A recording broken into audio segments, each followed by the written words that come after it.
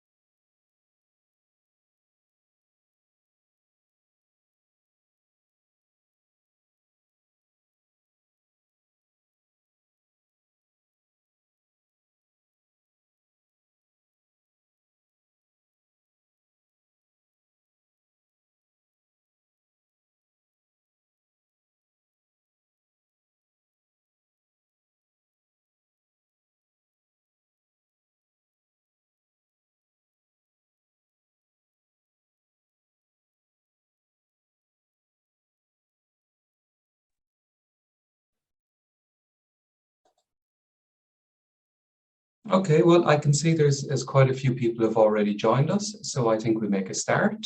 So again, good morning, good afternoon, good evening. It depends what part of the world you're coming through from today. So welcome to the webinar on connecting the dots in a fragmented digital energy landscape on the topic of interoperability of household appliances and equipment. The event today is co-organised by IEA's Digital Demand-Driven Electricity Networks Initiative, otherwise known as TREDEN, and the IEA Technological Collaboration Partnership on Energy Efficient End-Use Equipment, otherwise known as 4E, specifically with the annex on electronic devices and networks. And the webinar today will draw on the key findings of a recent report on interoperability commissioned by the Electronics Devices and Networks Annex, EDNA, and it's co-authored by Vigand Moe.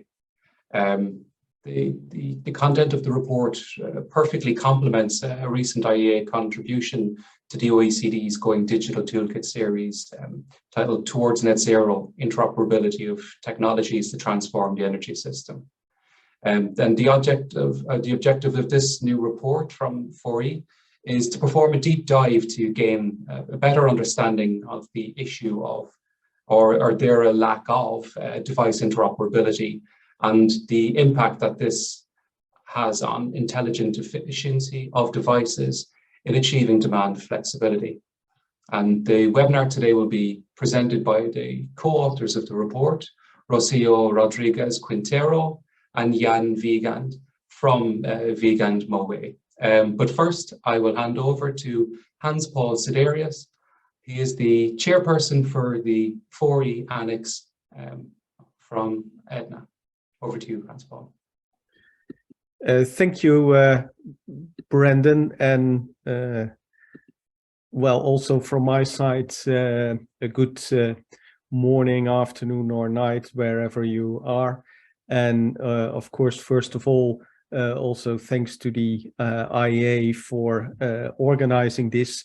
My name is Hans-Paul Siderius. I work at the Netherlands Enterprise Agency, which is an agency of the Ministry of Economic Affairs and Climate in the Netherlands. And unfortunately, I'm not the chair of the EDNA Annex, but I was closely involved with this project, and I represent the chair, Brian Fitzgerald from New Zealand, who couldn't make this webinar. Before I give the floor to Jan and his colleague Rocio, I want to shortly introduce to you especially EDNA. EDNA is an annex of the, as also already said, the 4E technology collaboration program. And now I hope that you are going to see the next slide. It's an annex of 4E, and you see in the left lower corner, the countries that are involved in this annex. And what we do is we provide technical analysis and policy guidance on the efficiency of connected devices and systems. And what we mean with that is in the, is in the next slide. Connected devices and systems, well, we all know they are important for digitalization, intelligent efficiency, demand flexibility, which can reduce energy consumption, but there are also energy costs connected with device connectivity, wasted energy in no-load standby, and of course, especially from a lot of devices that are connected but do not contribute to energy savings. And also there's an energy cost in the upstream energy to process all the data that is generated by these connected devices, for instance, in the internet, by data centers, and so on. And two major topics emerge here. First of all, intelligent efficiency, which is the deployment of network-connected ICT technologies to facilitate efficient operation of energy-using equipment, which then leads to energy savings. And intelligent efficiency typically operates at the system level, and that's, I think, also the connection with the topic of today, interoperability. It's not one device that intelligent efficiency is connected or working with. It's the system level, and on the system level, it's an optimization of the operation of equipment, which indeed then should lead to energy savings. And the other topic, as indicated, is demand flexibility. And well, you all probably know demand flexibility. There are three main services. Load shedding, that is decreasing the power demand at a certain time. Load shifting, if that decreased power demand is results in an increase at another point in time. And modulation, where this, say, happens, as you see on the right-hand figure, next to each other. And in the small print, because that's lesser of importance, demand flexibility can also provide ancillary services such as frequency regulation and voltage control, but these are very, say, specific services for demand flexibility.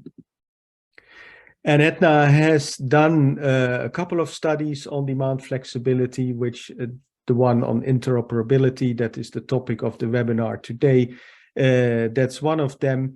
Here you see some of the other reports which you can find on our website. And here there are some more which go back to 2017, 2016. So you can see that we already quite some time spending on this topic. And for those of you that do not want to read many reports of many pages, there are also a couple of policy briefs which explain in 2 pages, very succinct, the topic, and as the name says, also some policy recommendations. And then finally, there are Aetna studies on the energy costs, 20 plus, so also to be found on the website.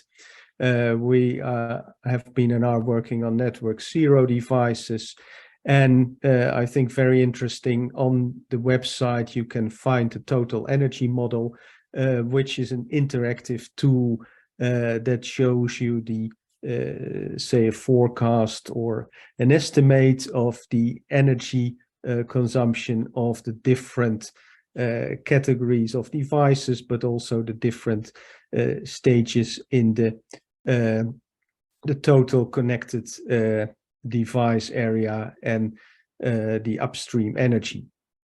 And as said, more information is on the ETNA website. You will also find there the total energy model, the studies and the policy briefs, and also the contact details.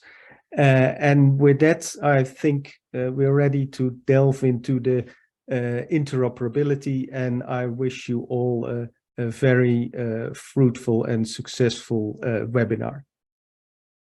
Thank you very much for that overview, Hans-Paul. You're clearly very busy at the moment. There's a lot of really interesting work going on. So before we get into the coming presentation, I would just like to say to all the other participants today, if you want to contribute or participate in the Q&A later on, please submit your questions to the Q&A box, and we'll read out some of the questions later on in the open floor session. Okay, so as I said, we've got the two co-authors here. We've Rocio Rodriguez Quintero and Jao Vigand, and they'll be taking the floor just in a couple of moments. So just as they get their presentation ready, I'll just give a quick overview of what this report is trying to answer. So the report itself on interoperability is trying to answer the following questions. What is a suitable definition for interoperability? To what extent does the lack of interoperability limit intelligent efficiency and demand flexibility? What are the causes of a lack of interoperability? To what extent do closed proprietary devices limit the potential interoperability? And what standardization efforts are underway and where are the gaps? And finally, what are the implications for governments or for policymakers in the world of interoperability? And I will hand over the floor to you now. Thank you. Thank you very much, Brendan. And I will start providing some introductory remarks. So first of all, thank you to IEA for giving us this opportunity for giving this presentation. And as said, I'm here together with my colleague Rocio Rodriguez Quintero, and we are the main authors of this the report behind this presentation and the webinar about interoperability. And well, just a couple of words about myself and Rocio. So I'm a partner in Vegan Mover, and I've been working more or less 20 years with European and also global product policy. Rocio has also a very long history of regulation product policy, from working 9 years at the European Commission Joint Research Center in Seville, working with green public procurement, eco-design, and a lot of other studies before she joined us 1 year ago. And we are, as mentioned, from Vegan Mover. We are a consulting company located in Denmark, and we work a lot on the green transition and sustainability. And right now we are about 90 employees. So that was all about us. And then just briefly about the aim of the study. So both Hans-Paul and Brendan has provided a very good introduction to it. So just at an overall level, would like to say that the aim is to get a better understanding on the issue and lack of device interoperability, and also the resulting impact of this on intelligent efficiency and demand flexibility at an IEA scale, especially the ETNA member countries. So basically the method was to work with the proposal of definition of interoperability, especially regarding intelligent efficiency and demand flexibility, and analyzing the causes and also the impacts of interoperability and lacks of interoperability. And then finally, a very important part of the study was to provide some policy recommendations, because this report is very much targeted policy makers. So please provide the next slide. So why is interoperability important? And still here, and in the full presentation, please keep in mind that interoperability is a lot of things, but here the focus is on intelligent efficiency and demand flexibility. So first, regarding intelligent efficiency, we have the focus on smart homes, regarding the deployment, use of network-connected ICT technologies to facilitate efficient operation of energy-using equipment. And of course, the idea is to optimize energy consumption and achieve energy savings. And it's basically smart home intelligent efficiency consists of a range of sensors and equipment and network connecting these things, these dots. And there's a need to share a full common understanding. And we have a couple of examples what is this intelligent efficiency. An example is that we have provided here a smart air conditioning system from a manufacturer, and that interact with occupancy detectors, for instance, connected to a smart lighting system from another manufacturer. So the system, both the lighting and the air conditioning system, knows when there actually a need for their services. Another, I think, quite well-known example, which is not on the slide here, but also very well known for most of us, is the media player. So people may have an Apple TV or Chromecast, and you control it from a smartphone, and then you can stream videos on your TV. And then when you stop the streaming from your mobile, if the intelligent efficiency is working well, then the TV should shut off automatically. However, some media players are doing it, some are not doing it. And if they're not doing it, maybe the television is still switched on for maybe hours. So that's an area where I could say, well, you save a lot of electricity if this interacts in a good manner to have really intelligent efficiency. And so, well, the conclusion on the intelligent efficiency is that these IoT Internet of Things system, they work coordinately and then provide a full intelligent efficiency service to get this until now untapped potential of energy savings. Regarding demand flexibility, Hans Paul showed some very good diagrams, which actually provides the full story. So the capability of an electricity system to respond to either upward or downward changes in the supply-demand balance in a cost-effective manner of a timescale ranging from a few minutes to several hours. And this, for instance, that an example is here that say, well, if there is a peak in the electricity system, then a freezer or heating system or cooling system could be shut down for shorter period of time without any problem. That could be 15 minutes or 10 minutes or maybe even half an hour for a large number of consumers at the same time. So that would effectively help on the peak in the electricity system. And then you could say, well, these two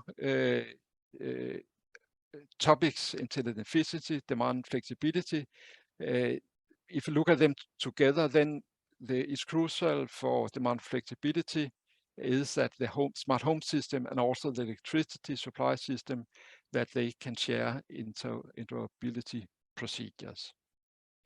So please, the next slide with you. And we have worked with a definition for interoperability. There are a lot of definitions. So this we are proposing here. That's based on the technical literature, and it's linked to this specific need of intelligent efficiency and demand flexibility, and particularly in terms of what is called semantic understanding. That is the communication language between the products. So I'll just read this proposed definition that we have in the report, and also the background for this proposal is also in the report.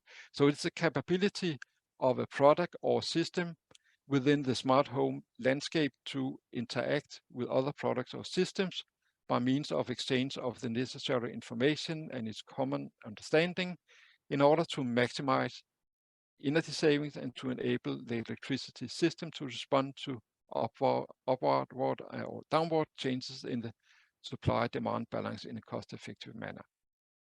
So this was the overall introduction from my side, and I will now give the word to my colleague Rocio, and she will go into more technical details and also impacts of the lack of interoperability, and then finally the proposed policy options. So please, Rocio, the floor is yours. Thank you, Jan. Thank you. Can you hear me well? Yes, hope so. Yes.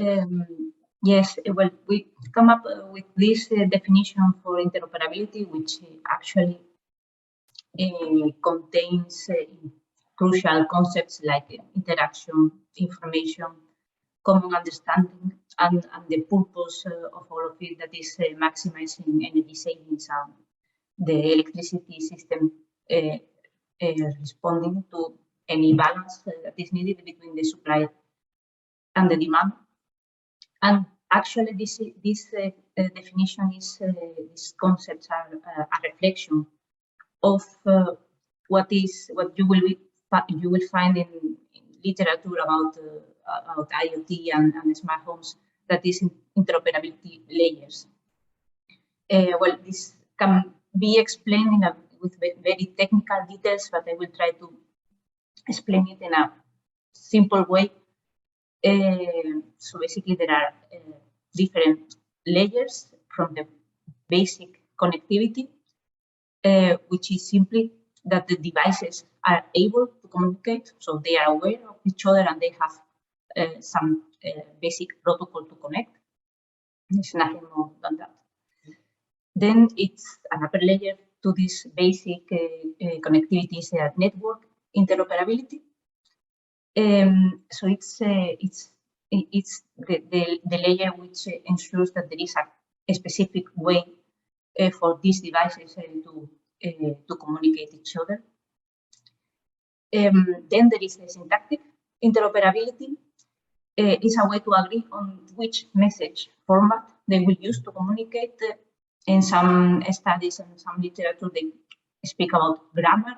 So it's still in a very it's like a developing communication system, but still without meaning.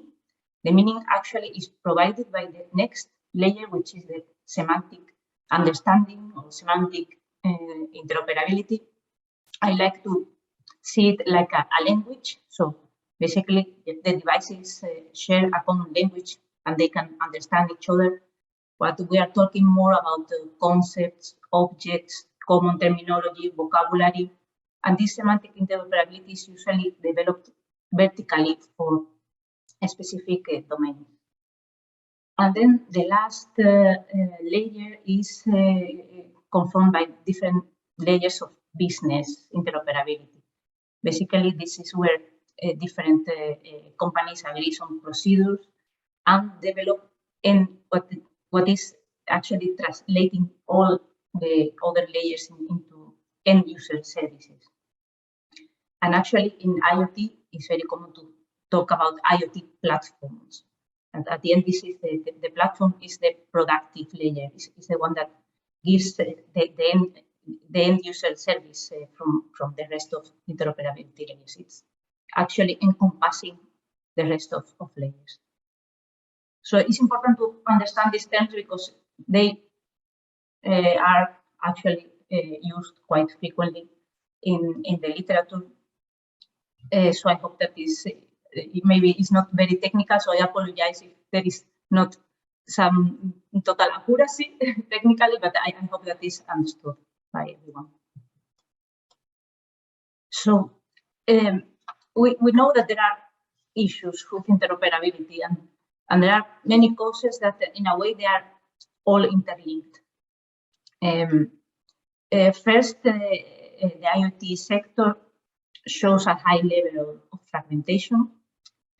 And actually, most solutions that are being developed are proprietary solutions that are also, in a way, developed further in closed ecosystems. This alone is not very good for interoperability, but if one adds the quick evolution that these sectors has undergone in the last years, actually all these three features, let's say, of the market make very difficult the standardization work, which, as you know, it requires time, discussion, consensus. So that's actually hindering these processes. And the difficulty in standardization, the difficulties in standardization, of course, indirectly affects the interoperability. And then finally, I'd like to speak about the market uptake of IoT technology. Of course, it's quite clear that if there are problems with interoperability of IoT, that will affect the market uptake. So people will not be so prone to buy these devices or to install these systems. But there is also this consequence can be also a cause of interoperability issues, because at the end the lack of demand of effective services from the IoT and from smart homes is also not encouraging finding interoperability solutions. But anyway, I'm going to go through all these reasons, so I will explain a bit more later on. So I will elaborate on these different reasons. So starting from this fragmented landscape, quick evolution. I mean, fragmentation is a word that is repeated every time, but it's something that is quite obvious from the market figures. There was a rapid growth that reached a peak in 2013, and from there the market started to stagnate. Showing some symptoms of stagnation in 2021. But in any case, we are talking about more than 600 IoT platforms in the market right now, with many different players and companies. We are talking about the most popular ones that are Google, Cisco, Amazon, Apple. But actually, there are many of them, and each platform and each company is developing and promoting its own IoT infrastructure, protocols, interfaces, and their own standards, formats, and semantics. So this fragmentation is actually contagious to the rest of to all the components of affecting interoperability. And actually, if we only take the basic connectivity of devices, this first layer of interoperability, we already see there how this fragmentation, let's say, expresses itself. No, for example, smart TV, printers, and air conditioners, they use usually Wi-Fi, 3G, 4G communication, while wearable devices usually Bluetooth and NFC. Sensors usually use the way for Zigbee, and then there are other proprietary solutions like LoRa, Sigfox, and we have also to speak about thread matter. So it's something that is easily to grasp from just seeing the market how it works, and this actually helps. This example helps to link to the next slide, that is trying to understand what are the standardization difficulties.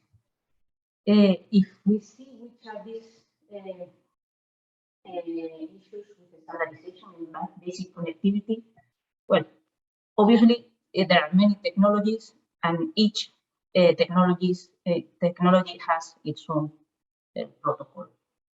So I like this figure from the preparatory study of smart appliances, where there are the different appliances, each of them using a different connection protocol, Zigbee, KNX, Wi-Fi.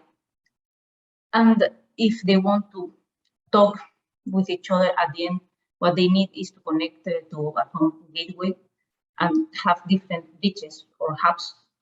And at the end, what is happening is that the IP is the de facto standard for interoperability. That's basically what is. That's the current situation. And it's actually not so easy that is one technology that is going to be the one standardized technology for all appliances. So what are the solutions in this case? A common protocol for all of them.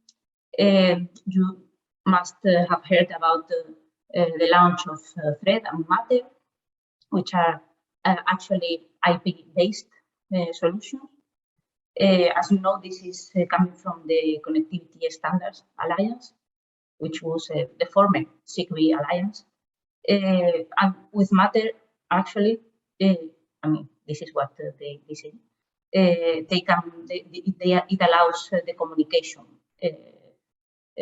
among any appliance, and for that they need a Thread, which is, as I said, an IP mesh network protocol. So this is basically the way that basic connectivity is taking towards IP-based solutions.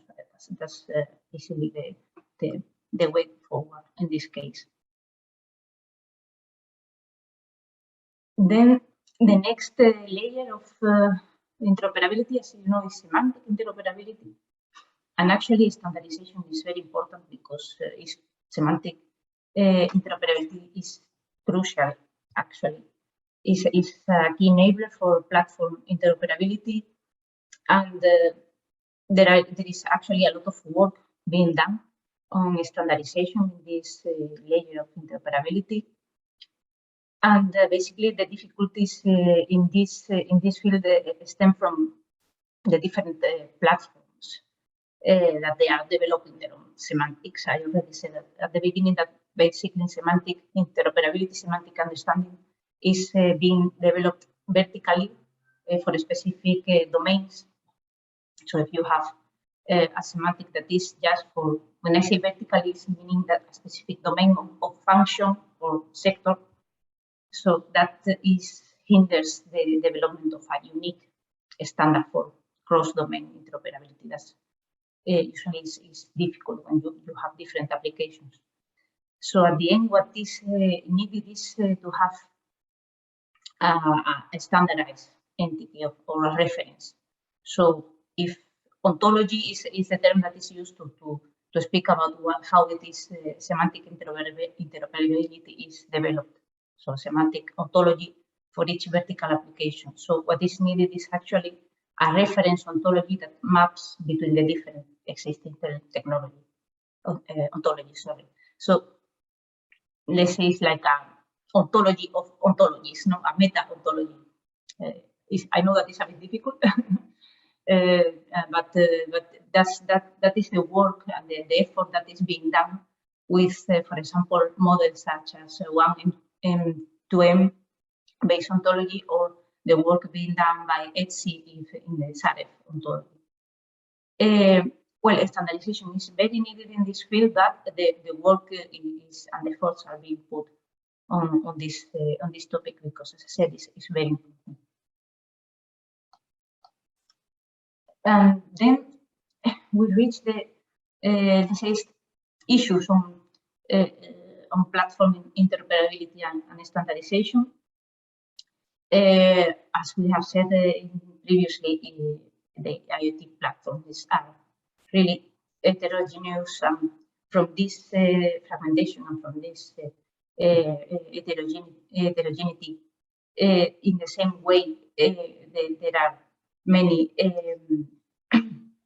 many variety of infrastructure protocols and interfaces. Actually, this variety and this difference among platforms sometimes make the interoperability and the collaboration between platforms impossible at all levels, because as I said, the platform covers the rest of layers. Right? Sorry. And this is what is being done right now to allow cross-platform interoperabilities to provide public APIs, application programming interfaces. But what happens is that they are platform-specific and proprietary, and since there is not any standardized API, there is a need of developing specific APIs for each platform, for each specific application. What would be potential solutions to this? Well, there is something called the standardized approach. So what is needed is to find an open standard platform that has a reference architecture, information and interoperability strategy, and a selection of reference points and APIs. Importantly, that is open and not controlled by any company or group. And the best example is the one end-to-end platform in this field.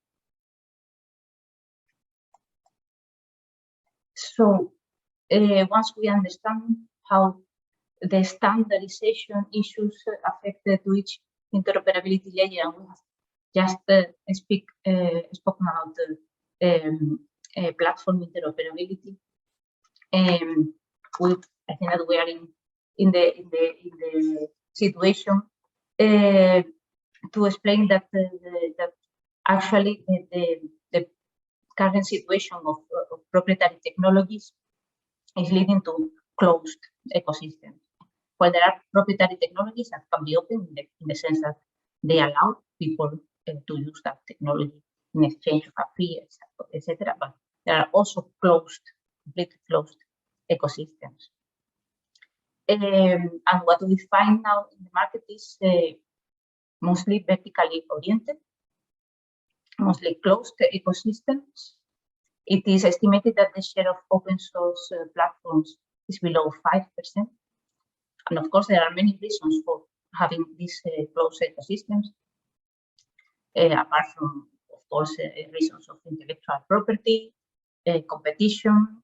There are technical reasons also of increased functionality and consistency to ensure security, and also reasons about the data management. As I said, they provide these public APIs to assist the developers access their services, but it's not really the best solution. However, I mean, there are reasons to have closed ecosystems. There are also many market drivers towards more openness, let's say, to call it somehow. Actually, it's widely recognized that it's generally recognized that these more open ecosystems are needed to have a full interoperability. That's actually nothing that companies don't know. So they are aware that the interoperability issues at the end prevents the development of effective IoT solutions. And at the end, that is affecting their sales. This is affecting the uptake of smart home solutions by the users. But another important market driver here is that to become more open, or to provide more openness to their systems is to steer the market towards their solution. So making the rest of players dependent on their solution and make the solution a de facto standard. And an example of this, let's say, driver toward more openness, I think that we can find it in Matter, where the big tech companies have collaborated to have this common protocol, actually to sell more in their own words. So they are aware that they collaborate, that they have to make their different devices work together, and they have from an initial project that it was the chip project, I think. They have worked on this protocol, and they have developed this solution Matter that we will see how it's taken in the market. And then I like to speak about the IoT market uptake, because as I said, actually the lack of interoperability, of course, it has an impact, a negative impact in IoT demand. At the end, there are studies of how users are confronted to smartphone systems, and some of them report really poor user experience. They are really frustrated of not being able to use them properly, and to not have the different devices working properly between them. So that leads to misuse or underutilization of the intelligent efficiency system. And what is a bit, let's say, worrying, which is the perception that at the end there is no value added to the smart home, let's say, solutions. But at the same time, if at the end, if users and potential consumers have this notion of, or this perception of not having anything, real service from real benefit from this solution, at the end, this lowering this in the demand also affects the supply. There is, at the end, this discourages any effort from manufacturers and from the supply side to improve interoperability. So I think that actually interoperability issues can impact the market, but also the demand of IoT solutions can also impact the interoperability of devices.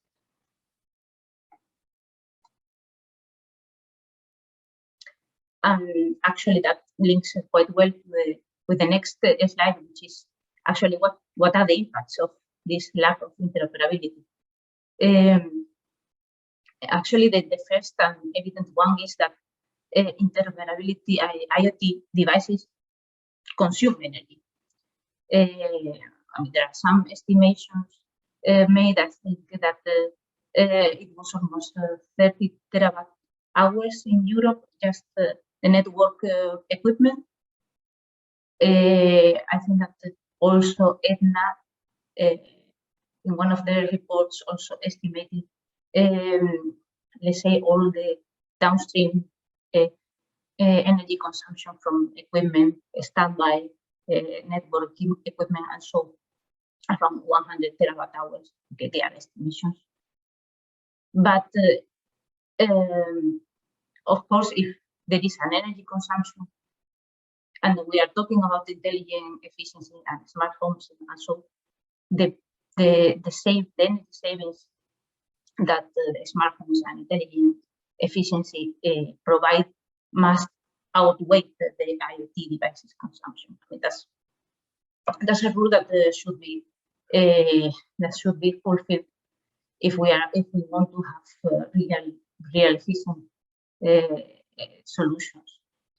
So if interoperability is creating these impaired solutions that are not bringing the savings that are promised, let's say, at the end, what we are doing is increasing the energy consumption instead of reducing it. That's quite important. Then there is another one that is the impact of interoperability in energy consumption, or better said, in other words, I would say, is the impact of lack of interoperability in this energy saving. So basically, what energy savings are not being achieved because the interoperability is not good enough. Actually, that's difficult to estimate. In the report, we compare the approximate 10% energy savings that specific systems that are function specific, like for example, lighting, heating, or each of them alone. I think that the minimum of this function specific system is around 10%. And then a fully implemented smart home system is estimated to save around 27%. Okay, and then you can have an approximate figure, but it still is quite difficult to estimate. We have found other estimates in literature that are higher, but we are not sure how they were calculated. They may include end user uptake and behavioral aspects. Okay, it's really, but that there is an impact on it, that's for sure. Actually, one evident impact is that, for example, in basic connectivity, if you need to add a hub, a bridge, or an adapter, whatever the name it is, that is consuming energy, of course. But well, that will be quite evident. But what we try to understand here is actually how to estimate what amount of energy saving potential is lost because of the lack of interoperability. And finally, we have already spoken about it, is the impact of lack of interoperability in end users. As I said, it is actually some reports and studies showing that this can lead to a very poor user experience, and what is the direct consequence that is a misuse or underutilization. And at the end, the behavioral aspects with regards of smart home systems are quite important. So that of course can really have an impact on the energy savings that are not achieved because of the lack of interoperability.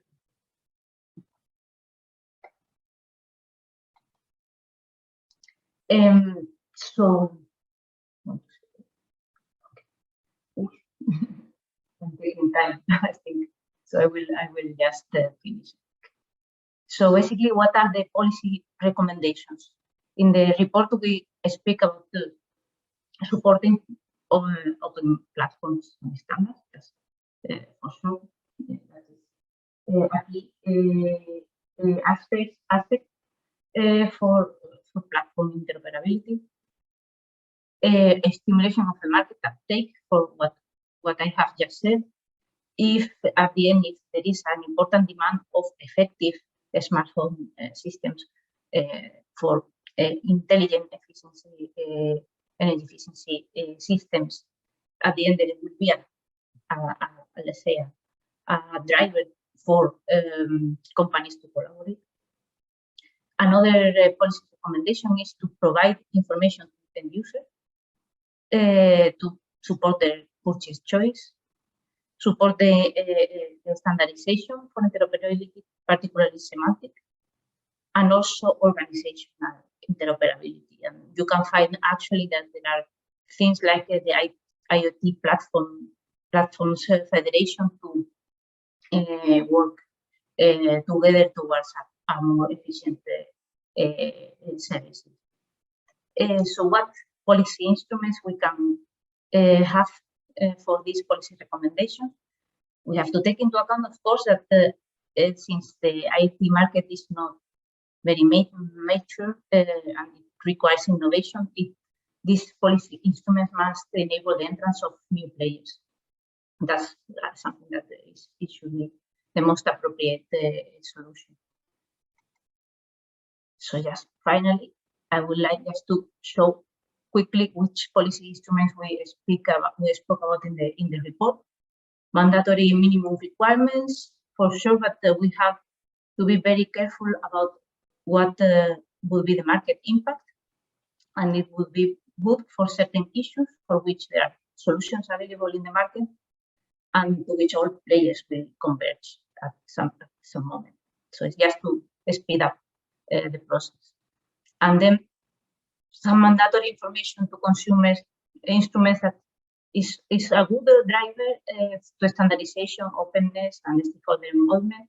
There is no market restriction, but actually it's a bit difficult because you have to take technical complex information to digest it into simple information. So that's such a rating system. So that takes time and it's not so easy. And then there are also voluntary initiatives. Probably it's also a very good solution at this stage of the market development, like the code of conduct to the energy smart appliances manufacturers. And then, of course, other policy instruments to improve organizational interoperability and to enable an environment for innovation, standardization, and collaboration, like incentive programs, standardization and openness support, and promoting a self-regulation framework. And I stop here because I think I've taken a lot of time. So thank you, and we are very happy to hear your questions. Thank you very much, Rocio and Jan, for that really informative presentation. As we're just a little bit short on time, I might just put a couple of questions together, just paraphrase them. Earlier on in the presentation, you spoke of having all of the semantic interoperability, technical, syntactic interoperability, but also having the business interoperability there, because without all of this actual functionality, if the business isn't ready for this, it's not going to advance to where we need it to be. So one of the questions we've had from Dan is that some manufacturers are more or less interoperable with others. In your research, do you see any evidence of this, that some are making more advancements to working across the sector, say some behind-the-meter batteries, for example? And we've also had another question in from Flavio, is the lack of policies that promote or reward customers for demand flexibility contributing to load shedding that we've seen in some regions? Thank you. I could answer the first one, perhaps regarding the technologies manufacturers, and you can add in if needed. So, I mean, it was not really part of the study to look at specific technologies protocols or manufacturers. So it's not anything that is appears in the report. However, it's I mean, if you want to like see what kind of technologies and manufacturers, then it would be best to actually approach the manufacturers. And there's a lot of information on the internet, and also there's a lot of protocols, so it's difficult to give an answer for all those. So one example is, for instance, the IKEA smart home products. They use the Zigbee protocol, and also Philips Hue, which is only for lighting. They also use the Zigbee, and they can they talk a bit together. So you can use some of the IKEA light bulbs for the Philips Hue hub, but there are also reports on that it's not in all cases they're working fine. And for instance, if you want to update the IKEA light bulb, then you need actually to connect it to an IKEA gateway. So there are, you can say, well, they talk together, but they still have a dialect. So it's not the full understanding of these products. So and that's that's some, you could say, the manufacturer's implementation of the Zigbee protocol and what they allow and what they don't allow. And then regarding the Flavio's comment, yes, I mean that should be encouragement of making products that are more open, that are speaking together in any circumstance, because that's the, I mean, for the that's the should be a customer demand when you buy a product. Yeah. Fantastic. And we've just one final question we'll try and squeeze in then from Samuel is, do you have any examples of policies that provide support for standardization? I don't know if you, perhaps the Energy Star requirement for the smart appliances. Perhaps, I don't know if you would mention that one. Yes, well, there is, yeah, so the support for standardization policies. I mean, it's difficult to define a specific policy to support standardization. In general, I think that governments must provide the necessary instruments for standard developing organizations to keep working on that. There are some proposals, for example, to set mandatory requirements on ETSI SARE, for example, to set this semantic ontology as the default standard in Europe, but it hasn't really been enforced. It's just a proposal. Another system that another policy instrument that I have seen it was in South Korea, that they actually the government has plans. I don't know if they have developed, but I found that they had a plan to do their own public open source standard for everyone to use to apply to their own platforms.